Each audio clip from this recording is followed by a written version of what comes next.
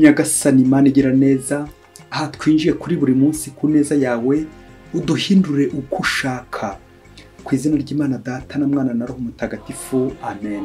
Bana b'Imana nimuhumure, twiringiye Imana ntacyo tuzaba. Reka rero tuyikomereho kuri uyu wa kane w'icyumweru cya kabiri cy'igisibo, tariki 17 2022.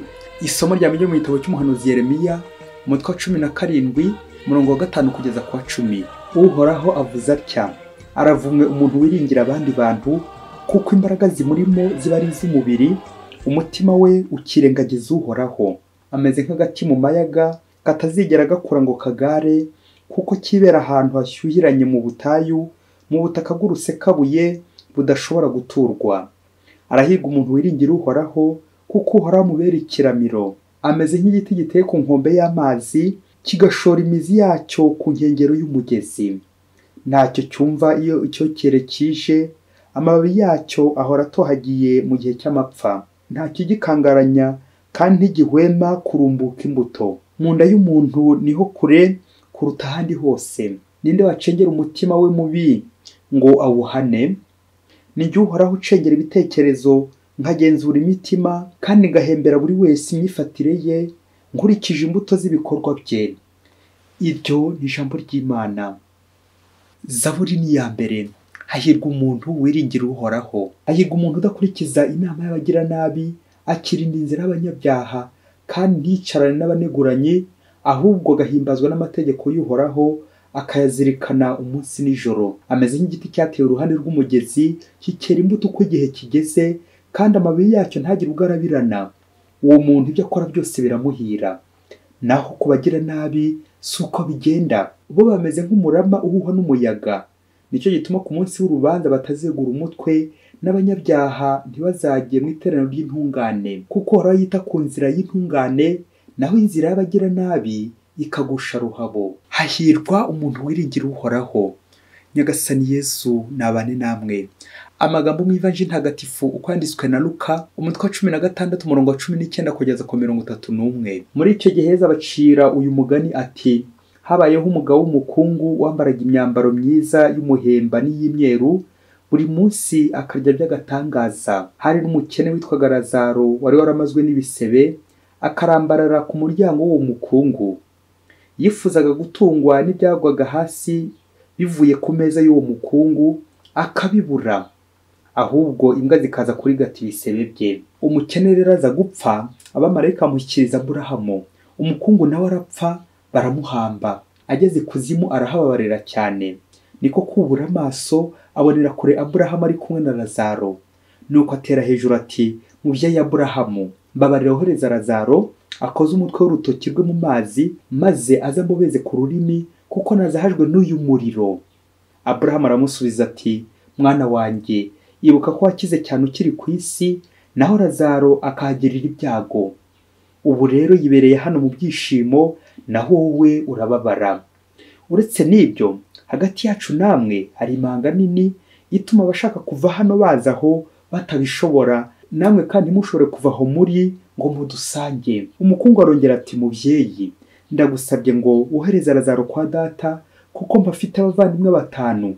Agenda baburire, ejo nabo batazaza aha hantu bubabare. Aburahamu aramusubiza ati: bafite Musa n'abahanuzi, niba bumve. Undi ati: oya mubyeyi Aburahamu, ahubwo umwe mu bapfuye nabasanga bazisubiraho. Aburahamu arongera aramusubiza ati: niba batumva Musa n'abahanuzi, naho hagira uzuka mu bapfuye ntibyabemeza. Iyo ni Ivanjili ntagatifu. Bafite Musa n'abahanuzi, niba bumve. Bakristo bavandimwe, nidukomere kuri Kristo. Ukomeye kuri Kristo niwe ukomera koko. Umunsi umwana wagiraga ubwoba cyane nijoro, nyina yaje kumutuma amazi ku mugezi. None ageze mu nzira ahora n'abantu baramubaza bati: wa mwana we, kuri kugenda nijoro noneho, kandi usanzwe tuzi kugira ubwoba, ntibaza gukurira ku mugezi? Nuko mwana arababwira ati: ntacyo ndi bube, mama yambwiye ko papa ari imbere yanjye, nza kumusanga hafi ku mugezi, kandi ko na mama araba ndi inyuma, ngo kandi nirinde kugira ubwo nza kuvuza induru, nkomeze kugenda bucece. None rero mwa bagenzi mwe, nimumbise nigire kwivomera. Iyo papa ari imbere na mama ari inyuma, ntabwo bagira, kuko mba nizeye umutekano usesuye. Bakristo bavandimwe, ngo kuko umukristo nawe iyo Yesu amuri imbere na Bikira Mariya amuri inyuma, aba yizeye ko nta cyamukoraho. aba yizeye umutekano w'ubukristo bwe, aba yizeye ko nta nyamaswa yamuruma akaba nubwo yaba ari mu ishyamba nta cyamukanga, mpaka ageze hehe? Ku mugezi akavoma kuri suruse mu kiliziya kwa Yezu, mpaka ngiye mu ishuri rya Yezu, mpaka ngiye mu kizamini, ibibazo byose nahura nabyo ndi kumwe n'Imana. Iyo papa ndi imbere na mama ndi inyuma ntabwo mvuze induru. Bana b'Imana, turi abana b'Imana koko. Iyo twashyizemo iringiro yacu yose mu Mana, tukirundumurira mu Mana, naho twahura nijoro tugahura n'ibisitaza, ibigusha, ubwoba, urupfu, yewe agahinda, ntacyo twaba. Niba afite Imana birampagije. Amasomo y'uyu munsi afite ingingo remezo igira iti kwiringira Imana, avoir confiance en Dieu. Aha muri aya masomo harimo urupfu ndetse n'ubuzima, aho tuza kubona ingaruka mbi ku badohotse ku Mana, kubikuye mu Mana, kubijugunya kwa Sekibi, bityo bakiringira ibiremwa aho kwiringira Umuremyi. Abo ngabo icyabo ni umuvumo, ni urupfu, ni n'agahinda, yewe ishavu. Naho ku rundi ruhande rwiza turabona ingaruka nziza birumvikana z'uwiringira Imana. Bene abo ngabo bo basarura umugisha, ubuzima hamwe n'Imana. Uguhirwa nyakuri ni uko uri kumwe n'Imana. Mu isomo rya mbere twazirikanye ibyiza byo kwiringira Imana. Ni umugisha, ni ukubaho neza, ni ibyishimo. Ubwo Uhoraho yagize ati aravumwe umuntu wiringira abandi bantu, kuko imbaraga zimurimo ari iz'umubiri, umutima we ukirengagiza Uhoraho. Amen, amen. Naho umuririmbyi wa Zaburi we ati umuntu uhirwa n'udakurikiza inama z'abagira nabi no kwigana abanyabyaha, ahubwo agakurikiza amategeko y'Imana. Hahirwa umuntu wiringira Uhoraho. Amen. Mu ivanjiri y'uyu munsi kumvise ingero ebyiri z'abantu, umukungu na Lazaro. Umwe yiringiye abantu ndetse n'ibintu bye, imitungo ye, ibintu bya hano ku isi, agahakungaharira, akadamarara muri uyu munezero w'isi, ariko akibagirwa icy'ingenzi, akibagirwa Imana. Naho uwa kabiri Lazaro wabayeho mu bukene hano ku isi, n'inzara imunobagura nk'uko twabyumvise, mu bubabare, ariko acungiye hehe? Acungiye mu ijuru, acungiye ku Mana. Nuko rero amaherezo y'umukungu yabaye umuriro, aho asaba n'utuza agatubura. Naho amaherezo ya Lazaro ni ijuru, kwishimana n'Imana hamwe na Aburahamu. Izina Lazaro, do Lazarus mu Kilatini, Dieu m'a aidé, Imana yaramfashije, Mana mfasha. Ndakubwiza ukuri, nta mahirwe yandi yabaho nko gufashwa n'Imana. Bantu mwanga ubufasha, gufashwa n'Imana. Lazaro kuba umukene mu ivanjiri batubwira ntabwo ari ukubura epfo na ruguru, kubura icyo wambara n'icyo urya, ahubwo n'imvugo ishushanya gukena. Ni ugukena ku mutima, ni ukugira inyota y'Imana, avoir la soif de Dieu, gukenera Imana buri munsi, buri kanya, ukumva ko utabaho Imana itagufashije, utari kumwe n'Imana. Wabaho ute noneho Imana idahari? Wabaho ute? Nguko rero Mana mfasha, nk'uko Lazaro bivuga. Nibyo koko muvandimwe, iyo wabaye hano ku isi ushakashaka Imana n'umutima wawe wose, ariyo ukorera koko, être au service de l'église et de Dieu, witwara neza umunsi ku wundi, ndakubwiza ukuri urahirwa. Uburyo ubunahiriwe uri hano ku isi, kuko amaherezo uzabana n'Imana, uba uri kumwe n'Imana, uyibona imbona nkubone igihe ukora neza. Ikigaragara nk'uko twabyumvise muri ivanjiri, uyu mukungu nta zina anafite, ndetse bavuga ko bamuhambye.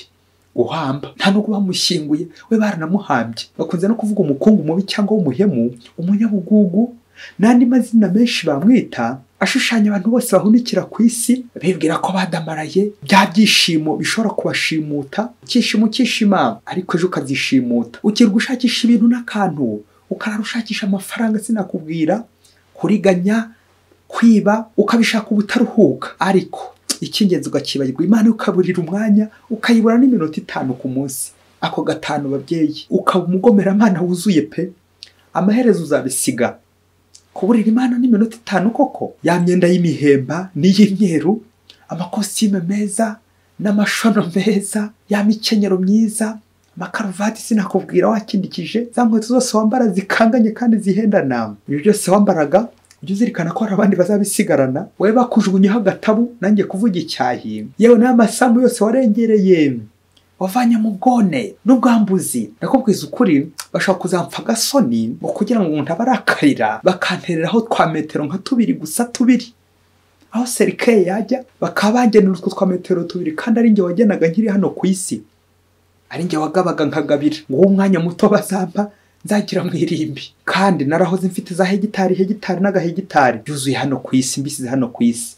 mbega agahinda ngo umunsi umuyobozi wari ufite titire ikanganye cyane ukomeye uri mu avuga rikijyana wigeze yigamba ngo bwira abo yayoboraga ati mbabajwe nuko mfite amamodoka menshi ndetse n'inganda nyinshi ariko n'impfa bazanshyingura hafi y'umuhanda kuko ariho irimbi ryacu twebwe abakomeye barishyize ku muhanda ariko kimbabaje kurushaho nuko amahoni y'imodoka azajya asakuriza ijoro ryose akambuza gusinzira akamena umutwe ye baba we ayinya mukristo aho kugira ngo utangire wiganyira utaranapfa wahereye ubu ushakisha ibyishimo ko bigishoboka bya byishimo uzakomeza hakurya y'imva kuko hakurya y'imva nyine hari ubuzima erega wasanga ujya uburira Imana iminota nk'itanu ku munsi erega abavandimwe batanu batubwiye muri iyi vanjiri uriya mukungu ari gushaka kuburira bitagishobotse urimo nanjye ndimo aka gatanu rero gashobora gushushanya ibitabo bitanu by'amategeko ya Musa nk'amategeko y'Imana ngomba kubahiriza nkayakurikiza ubundi nkaguma mu Mana utadohoka. Aba batanu kandi bashobora gushushanya inema z'Imana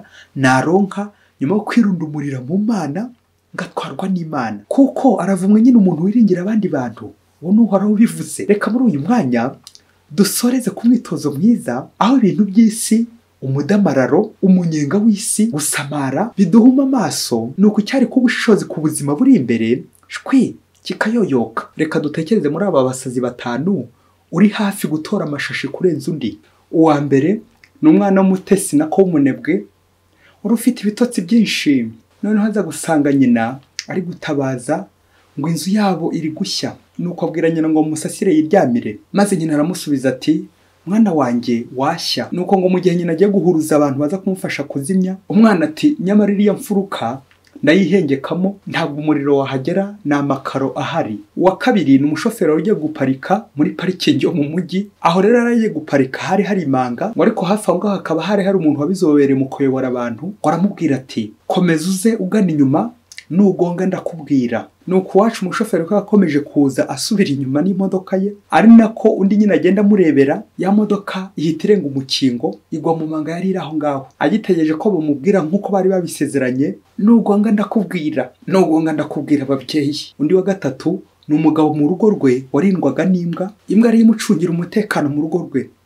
Nuko umwana we araza amubwira ati papa hari ibisambo mbonye biri gushaka gutwiba. Nuko se aramubwira ati humura mwana wanjye ngwino twiryamire twisinzirire imbwa yacu birimo neza ndayizeye iraturinda ahubwo ije uzumva ukuntu yarumye nyine ibyo bisambo byihorere imbwa yacu ndayizeye iraza kubyumvisha.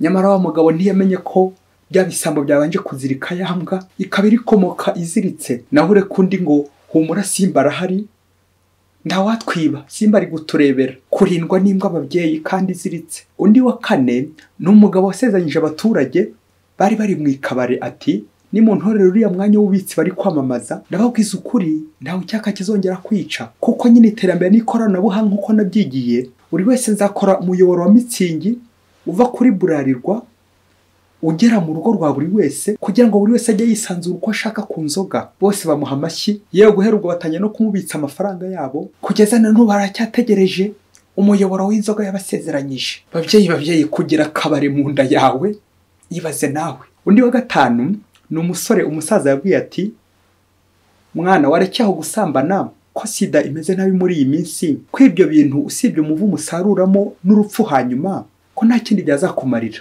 ko ahubwo ari ukugukenesha. Nuko wa musore aramusubiza ati muzehe muri abakera mwebwe ubu haje iterambere mwebwe mutamenye naguze none agakingirizo gakoze mu cyuma antibar ku buryo niyo mivumo nayitabona aho inyura. Humura muzehe humura agakingirizo gakozwe mu byuma ababyeyi gatagerwaho na sida nta bwandu ngo nta cyaha cyagafatira ako gakingirizo ntirurangiza. Ese mukristo umubyeyi muri aba bantu uko ari batanu urushije undi ubwana nuwuhe? Babaye abasazi ninde waba urushije indi ubusazi? Ninde watora amashishi imbere y'abandi? Zibaye se ari imbwa eshanu nihe yabirushije indi ububwa muri zo? Nihe yaba agiye gupfa mbere y'izindi? Nivugiraga gupfa kuri roho. Nihe yaba agiye gukena kurusha izindi? Nivugiraga gukena mu mutwe. Ese aba bantu uko ari batanu babaye ari abakristo njye udasiba misa nawe ngewe nawe twafata uwuhe mwanya muri aba batanu? Bakristo bavandimwe no kwitonda. Uyu mukungu wasanga ari njye ari kuburira wasanga ari we uri kuburira nyuma yo kwigererayo navugaga ikuzimu akareba ibyo ndi kwigira ngiri hano ku isi ngifite amahirwe yo kwisubiraho mu gihe cy'igisibo. Abo niringiye bamwe bakantamaza, abandi baracyari kumbeshya, ngiringira ibintu n'abantu, ibyo byose bikaza kuntera gutakaza Imana mu buzima bwanjye. Nuko uyu mukungu nanjye akaba ari kuntakambira abwira Aburahamu ati, mubyeyi ndagusabye wohereze Lazaro kwa data, kuko mbafite abavandimwe 5, agenda baburire ejo batazaza ahantu h'ububabare. Amen. Mwese Imana ibaho umugisha. Imana Data na Mwana na Roho Mutagatifu. Amen.